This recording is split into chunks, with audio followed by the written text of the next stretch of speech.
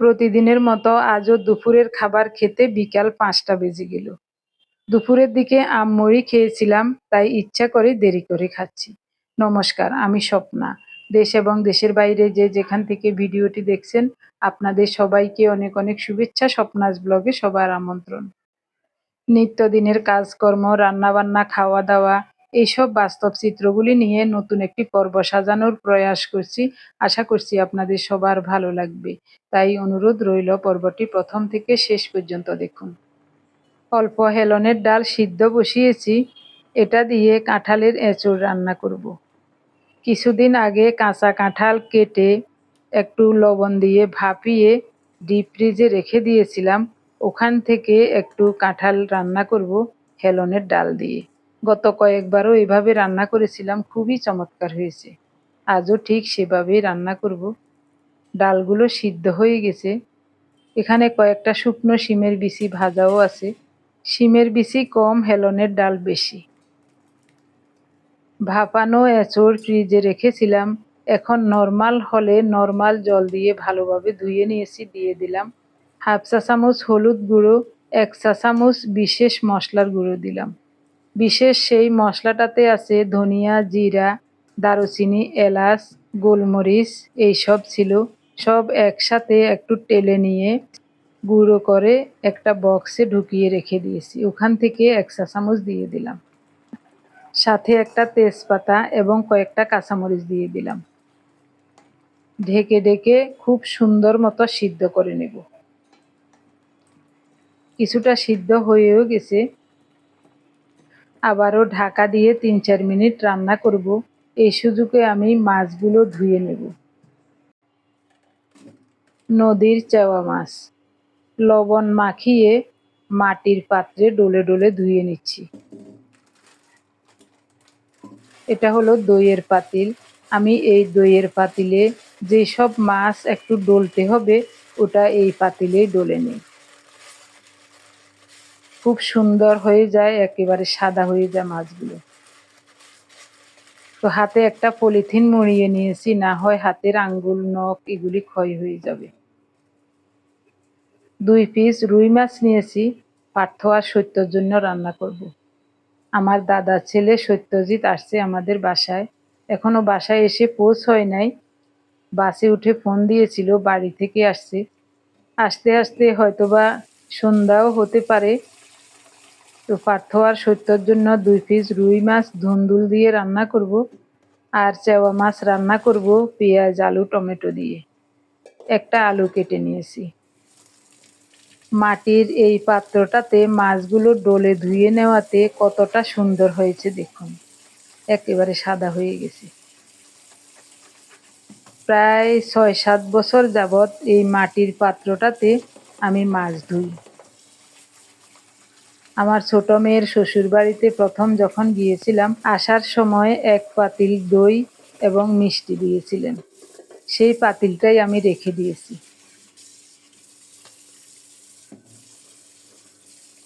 কতটা সুন্দর হয়েছে, একেবারে নিঃসন্দেহে মাছগুলো দারুণভাবে ধোয়া হয়ে গেছে।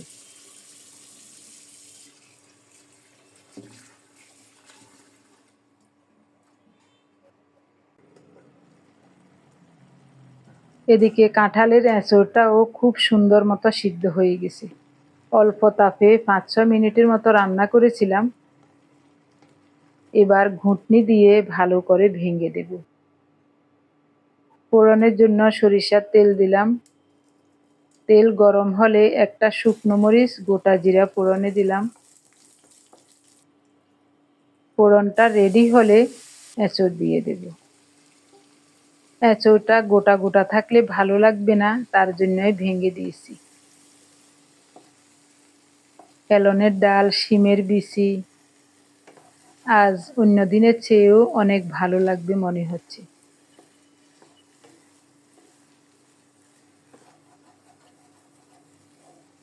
খুব সুন্দর ভাজা মশলাও দিয়েছি, মনে হচ্ছে দারুণ হবে। নেড়ে চেড়ে উল্টে পাল্টে নামিয়ে নেব। খুব সুন্দর মতো কাঁঠালের এঁচোড় রান্না হয়ে গেছে। আপনারা অনেকেই বলেছিলেন কাঁঠালের এঁচড় হাফ সিদ্ধ করে ডিপ ফ্রিজে রাখার জন্য, তো আমি ওভাবেই রেখে দিয়েছি। আসলে এঁচড়টা একেবারে তাজা এঁচড়ের মতোই লাগে রান্না করলে। আরও একদিন রান্না করা যাবে। পার্থ তো খায় না, শুধু আমরা দুইজন খাই। বাদাম ভর্তা করব, তার জন্য এক মুঠো বাদাম তেলে ভেজে নিচ্ছি।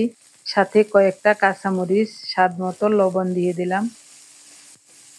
একদিকে মরিচগুলো ভেজে নিচ্ছি, এদিকে বাদামগুলিও আর একটু ভাজা হবে। এখন দিয়ে দেব বরবটি। 4-5 পিস বরবটি পরিষ্কার করে ধুয়ে কেটে রেখেছিলাম। কাঁচামরিচ, বরবটি লবণের সাথে খুব সুন্দর মতো ভেজে নেব। বড় সাইজের একটা পেঁয়াজ কুচিয়ে রেখেছি। কাঁচামরিচ আর বরবটি কিছুটা ভাজা হয়ে আসলে ওই পেঁয়াজ দিয়ে দেব। বাদামগুলি খুব সুন্দর মতো ভাজা হয়ে গেছে, উঠিয়ে নিলাম। বরবটি আর কাঁচামরিচও ভাজা হয়ে আসছে, দিয়ে দেব কুচিয়ে রাখা পেঁয়াজ। নেড়ে চেড়ে ঢেকে ঢেকে পেঁয়াজটাকে একটু বাদামি করে ভেজে নেব, তারপরে নামিয়ে নেব।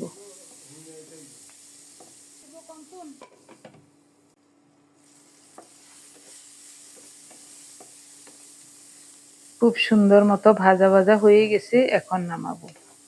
আর বেশি ভাজবো না। মাত্র একবার ঢাকা দিয়েছিলাম, তার জন্য কাঁচামরিচ এবং বরবটির রং সবুজই আছে। ভর্তাটা পিষে নেওয়ার পরও সবুজ রঙই থাকবে।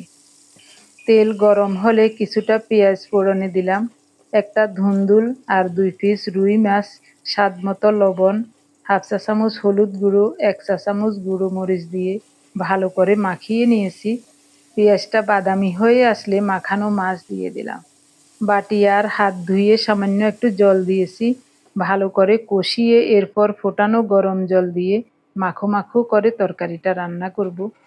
রুই মাছ রান্না হয়ে গেলে চেওয়া মাছের তরকারিটা বসিয়ে দিলাম, এটাও রান্না হয়ে আসছে। আলুগুলিও সিদ্ধ হয়ে গেছে, পেঁয়াজও সিদ্ধ হয়ে গেছে। এই রান্নাটা আপনাদের সাথে অনেকবার শেয়ার করেছি, তাই আজ আর পুরোটা শেয়ার করলাম না।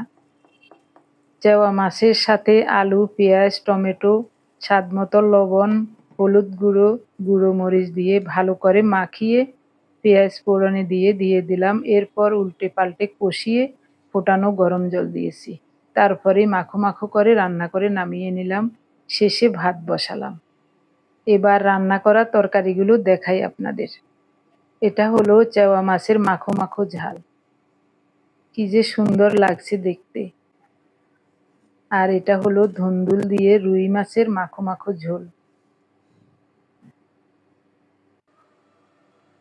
এঁচড়ের তরকারিটা দেখতে যে কি সুন্দর লাগছে, মন ভরে যাচ্ছে। খেতে অবশ্যই ভালো লাগবে। রান্না বান্না শেষ, ভাতও মনে হয় হয়ে গেছে।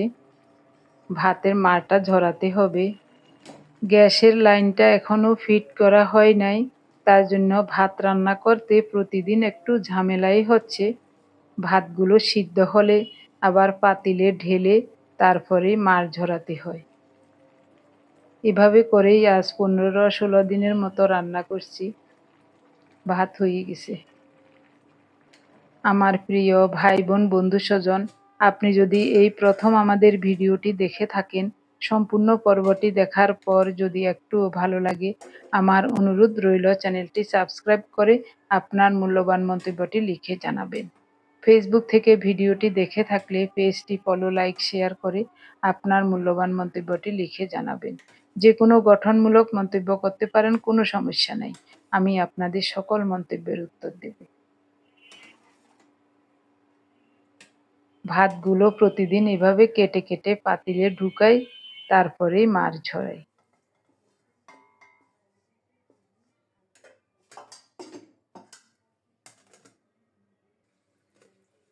নিচের পাইপটা যেন নষ্ট না হয়, তার জন্য ভাতের মাড় ঝরানোর আগেই কলটা ছেড়ে দিয়েছি, যেন গরম মাড় জল পড়ে একটু ঠান্ডা হয়। তাহলে পাইপের আর কোনো ক্ষতি হবে না। ভাতের মার ঝরুক, এই সুযোগে আমি ভর্তাটা পিষে নেব। খুব সুন্দর মতো ভর্তা পিষে নিলাম। পাটায় বাটি নাই, ব্লেন্ডারেই করে নিয়েছি। তবে সামান্য করে একটু ফোটানো গরম জল দিয়েছি, একেবারে সামান্য 1 চা চামচ পরিমাণ জল দিয়েছি, না হয় এরকম সুন্দর মিহি পেস্ট হতো না। দারুণভাবে ভর্তাটাও তৈরি হয়ে গেল। এখন আমাদের জন্য ভাত বেড়ে নেব। সব রান্নাবান্না শেষে ভাত রান্না করেছি, ভাতে একেবারে ধোঁয়া উঠছে। এইমাত্র মাছ ঝরিয়ে আনলাম।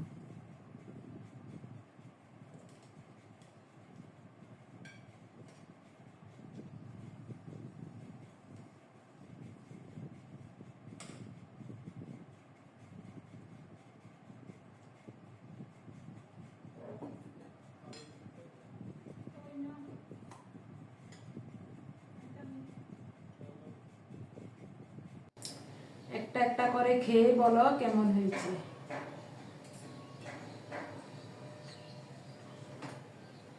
কাঁচা কাঁঠালটা সংরক্ষণ করে রাখাতে এখন মজা করে খাওয়া যাচ্ছে।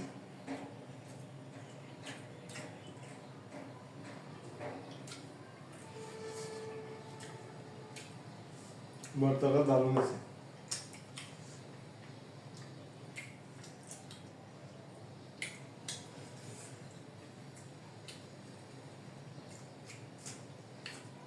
কি দিয়ে করছি কোশ্চেন সাইজ আমি জানি।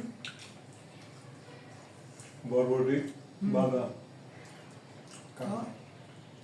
বরবটি, বাদাম, কাঁচামরিচ, পেঁয়াজ।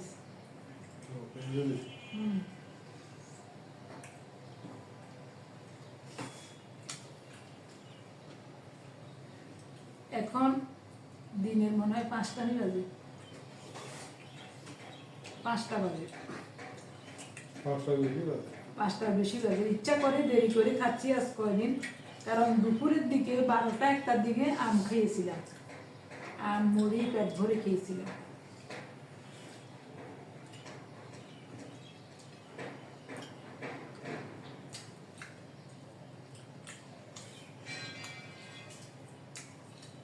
এসব কেমন আছে? এসব খাইছেন?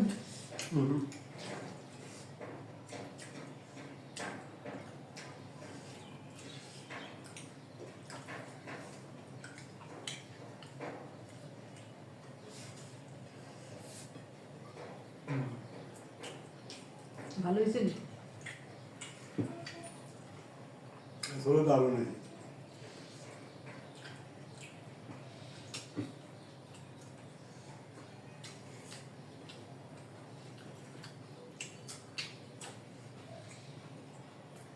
মাগো ভর্তাটা কি চমৎকার। তবে ওই ইয়াতে করছি, ব্লেন্ডারে, পাটায় বাটি না। আরো দারুণ। পাটায় বাটতাম মনে হয়, রাখতাম মনে।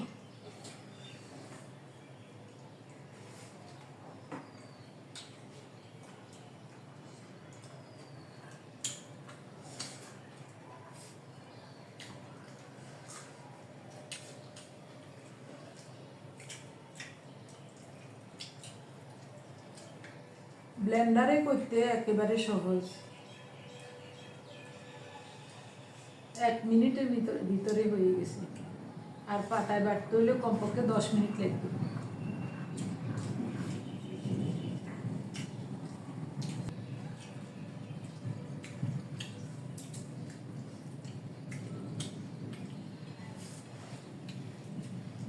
আকাশের যে অবস্থা, চারিদিকে যে অন্ধকার করছে, মনে হচ্ছে সারা রাত বৃষ্টি হবে, এরকম লাগছে।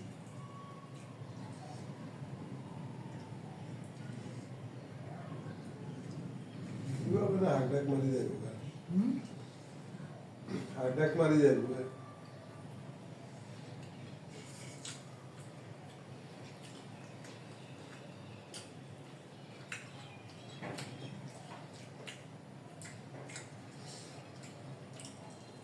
এই বছর বজ্রপাতে অনেক মানুষ মারা গেছে, খবর শুনি। ভাইরে কত ভাবে যে মানুষের প্রাণ চলে যায়। বৃষ্টি হলে বজ্রপাতে 2-1 জন 4 জন মরবে।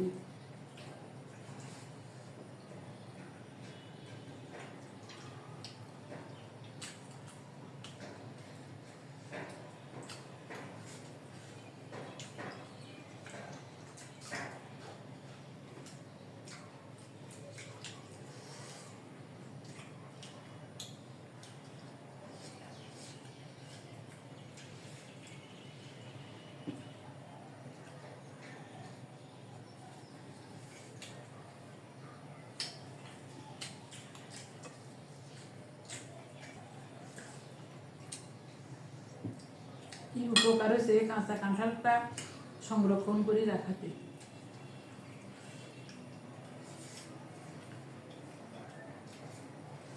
কি স্বাদ করে খাচ্ছি।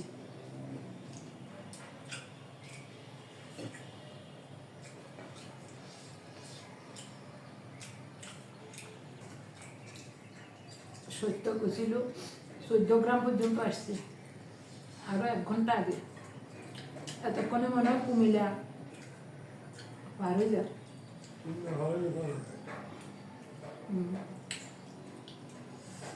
এতক্ষণে কুমিল্লা পার হয়ে গেছে।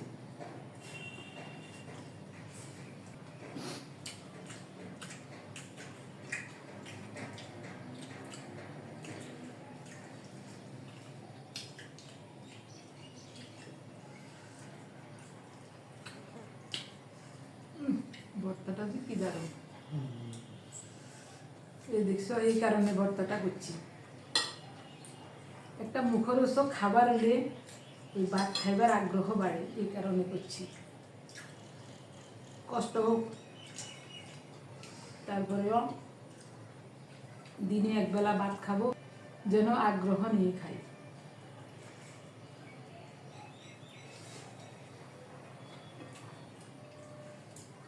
ভিডিও অনেক বড় করে লাভ নাই।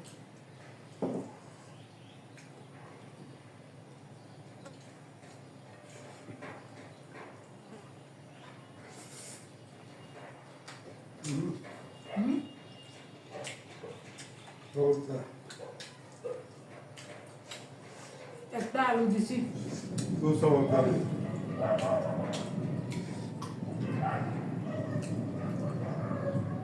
মোবাইলে চার্জ ছিল না, এই কারণে পুরা রান্নাটা শেয়ার করিনি।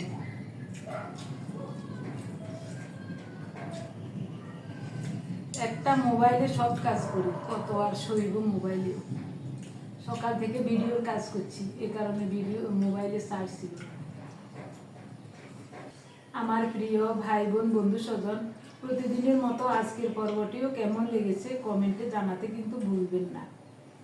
এতক্ষণ পর্যন্ত ভিডিওটি দেখার জন্য আপনাদের সবাইকে জানাই অজস্র অজস্র ধন্যবাদ, অভিনন্দন এবং কৃতজ্ঞতা। ভালো থাকুন, দেখা হবে আগামী পর্বে।